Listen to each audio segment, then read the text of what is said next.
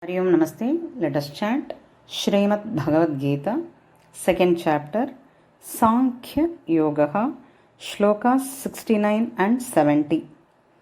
Yanisha Sarva Bhutanam Tasyam Jagarti Samyami Yasyam Jagrati Bhutani Sanisha Pashyato Munehe Apuryamana Machala Pratishtham समुद्रमापः प्रविशन्ति यद्वत् तद्वत् कामा यं प्रविशन्ति सर्वे सशान्तिमाप्नोति न कामकामी यानिशा सर्वभूतानां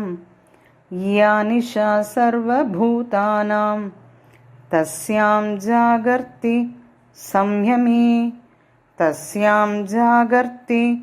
संयमे यस्यां जाग्रति भूतानि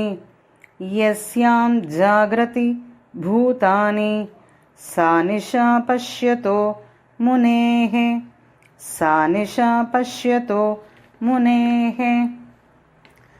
आपूर्यमाणमचलप्रतिष्ठं समुद्रमापः प्रविशन्ति यद्वत्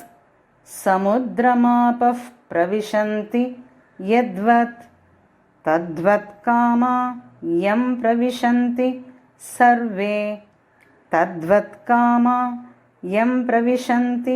सर्वे सशान्तिमाप्नोति न कामकामी